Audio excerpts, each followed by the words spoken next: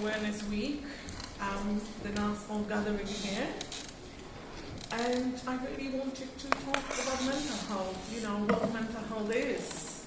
And I want us to start having those conversations here and now, because if we don't start here, then we've got a serious problem, okay? So anyone, what is mental health? How do we identify mental health? Would anyone like to say anything?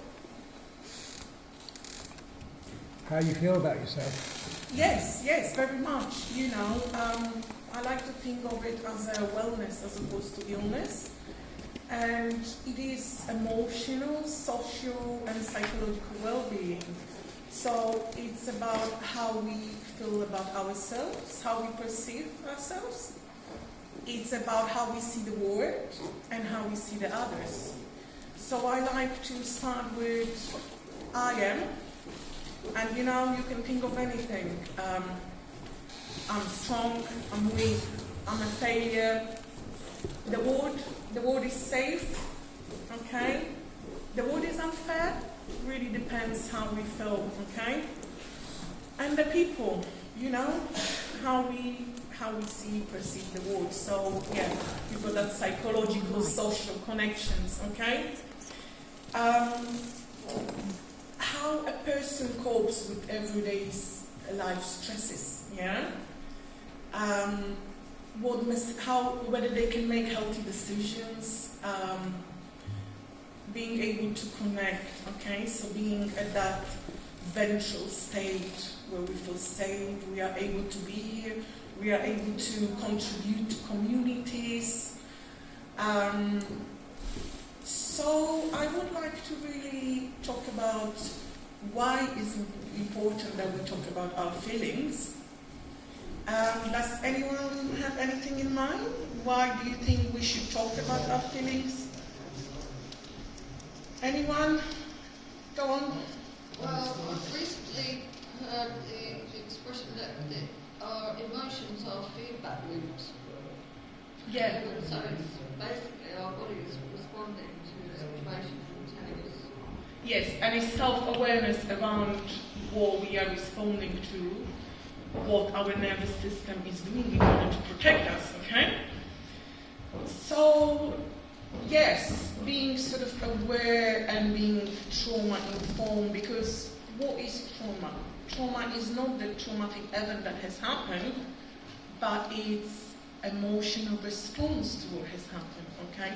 So have you ever found yourself being, for instance, defensive, okay? Being on guard, you're being hypervigilant. Your nervous system adapted that pattern of being in danger, sensing danger, okay? Or perhaps being angry. You have been hurt, okay? So knowing really, how we feel is the key towards recovery, okay? Being able to respond to our feelings and emotions as opposed to react. So there is a part of emotional skills, okay? So I'll go first. How do we feel? And you see, I like to maybe rephrase that question. Tell me about how you feel. So I like to use open-ended questions. We need to be open about it. Yeah. So I'm a little bit nervous as I'm here giving that speech, but I have got mixed emotions. I'm also feeling empowered in a way and hopeful that we can start making those differences here and now. Would anyone of you like to share how they feel today? Sure. Okay, and can you sort of explore a bit more on it, like what makes you feel that what? I haven't lost everything. Okay, so feel helpless. This is my hometown. Been there for 50 years. Like things for Glasgow, but I feel like shit. I think it's because I've been told. I'm shit. Thank you for sharing. I think it's really brave of you to share how you feel. But I do feel really quite happy, but. So it can really vary from moment to moment, isn't it? Yeah. So if we think of our feelings, I like to use the metaphor of ocean and waves, okay? Yeah. And our emotions flow. They keep flowing, and a storm, the waves can be, powerful. Our emotions can be overwhelming, but at times there's a calm, isn't it? And it sort of comes and goes, and it's very much about adjusting and being able to have skills sort of to overcome those feelings, isn't it? To be able to navigate through different intensity of emotions without judgment, okay? Would anyone else like to share how they feel today or how they have been feeling lately? I've had a bit of a journey with mental health, from psychosis, voices, all kinds of horrible trauma going on. And my journey with it was eventually I started to study it. I realised that I couldn't afford to pay someone £50 to go and see them for an hour and then do that every week. But if I buy a book, a second-hand book for £4 or £5, I've actually got like 2 months worth of therapy. And so my journey has been studying it myself. And they do actually know what's going on. See, it would seem to me that what they do is they don't want you to know what's going on with yourself, so they can prescribe you meds, they can prescribe you drugs, that will then just keep you in a very low vibration. However, if we make breakthroughs with the mental health, and most of these mental health issues are like, they're what you call obstacles on the path of meditation. If you study some of the old sort of yoga sutras and stuff like that, all these things like depression, they're just part of it. They're part of that journey. But instead of being able to make the breakthrough through depression, through the psychosis, through whatever it is you're going through, because you've got the tools and you know how to deal with it, you know how to resolve it within yourself, how to face these things down. They say, oh no, take this, and it keeps us on a low vibration.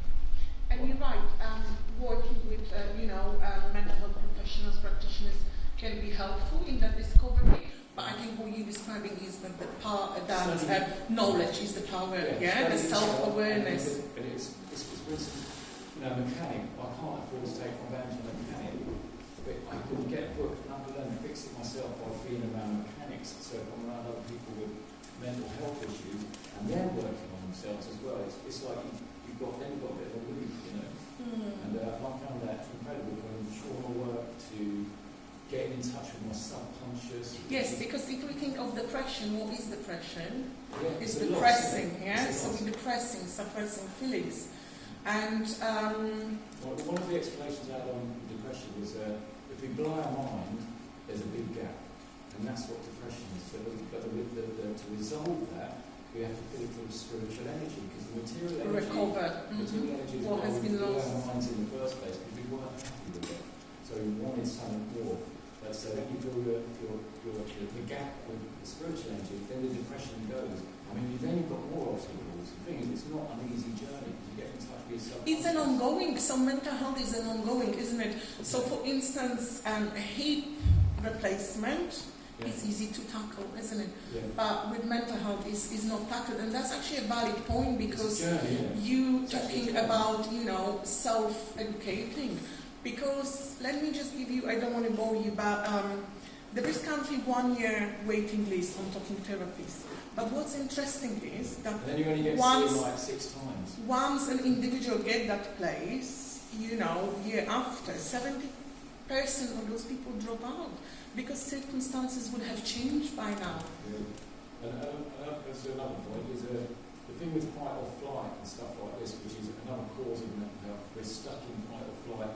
Eventually we burn out, or we're going to collapse. But there's also safety through connection, and that's where the real help is, because then we get the oneness, and we get the comfort, and we get the nurturing from each other. But if we don't feel safe, we can't get out of fight or flight. And it's not Monslow and Kira, isn't it? If you don't feel safe, you can't begin the recovery. So it's the basic health of food, isn't it? Water. And it's not about whether you are safe, it's about whether you feel safe. If you feel safe, then you can go into, I agree. If you don't feel safe, even though you're in, whatever, in the middle of a cage which has got iron bars around it and no one can get to you, you can't get out. And if you think of the trouble is, if we talk about early intervention, currently individuals wait 3 to 4 days for early mental health crisis support, okay? So they end up in A&Es where there is, lack of sort of awareness and mental health education around that. They wait there for 3 days, their health deteriorates, we see lots of violence during that time, and, lack of beds, patients are sent to across the country away from the support networks down here. We could go on and on. Yes, just please. going back to the point about talking therapies, Bessel van der Kolk advocates that your body keeps score. So if you have been traumatised or you've had unprocessed emotions and mental health challenges, talking about it re-traumatises yourself, and you have to have other somatic therapies to help you to release that trauma from your body. Yes, and I think this is a matter of being ready, because what you're describing is if person is not stable, they can destabilize. So stabilization would be the first sort of, and then for the practitioner to decide whether they are in that position to, because it's okay to push it away temporary, isn't it? No, I'm talking about the standard NHS go-to therapy is talking therapy. Talking about your past and trauma doesn't help. It does Release help. it It does from help your in some body. Okay. cases. Because your brain every time you talk about the trauma, you're re-releasing the It is very possible what you're saying, that it might not help. I think it's a different scenario for every individual, isn't it? What might work for one person might not work for another, and it's about the right time as well.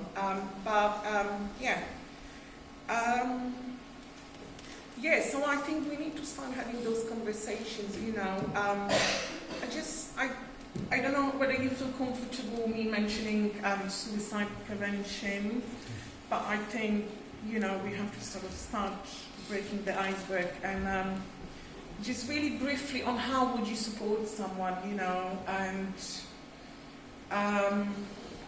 just really what you can do as an individual to support anyone with any sort of mental health conditions, by sort of being there listening, isn't it? We might not help them to find solution to the problem, but we can be there, to listen, and just really important that you don't dismiss anyone's feeling and take it really seriously.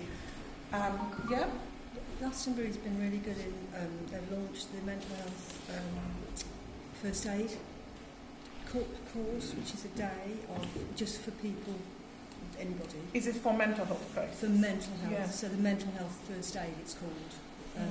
So I can't remember who runs it. It's Chloe, isn't it? You're on what you scheme as a council room. So they have trained people who've done mental health first aid and other suicide, being able to talk about suicide with somebody safely.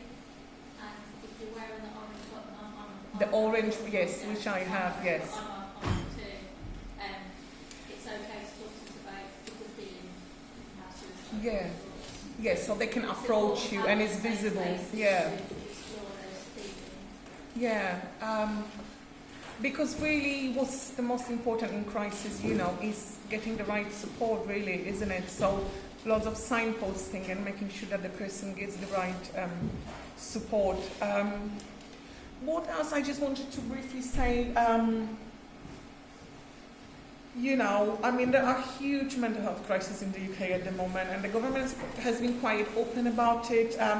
Health Secretary Victoria Atkins has apologised only last year for the failings, so it just seems like there is a huge demand and need for really, education around mental health, but it needs to start from within here, from, where we stand, and I think everyone and each of us has got a part to play in it. What else? I probably had more things that I wanted to mention. I think, has anyone got any questions or would like to say anything to add on current mental health crisis? No? Maybe that's it from me now. I don't want to bore you, sorry. It's an interesting discussion, and when you set different paths and different things you do for different people, I think I totally agree with that. I think that's actually a really important point. Because I think sometimes people can, no one takes it as a, criticism, but it's just like an observation. Like sometimes something works for someone, and I think, oh yeah, that's going to work for everyone. No, Because it no, works we for are all, our own. Yeah, Yeah. we're all unique and people are different. Yeah, so I didn't really introduce and said what I do, but I'm a mental health practitioner. I work for South Somerset Council, and I have training in counselling, CBT and DBT, so that's just my background. But yeah, no, I'll be here if anyone wants to have a chat. So thank you for your time and thank you for being here. Thank you.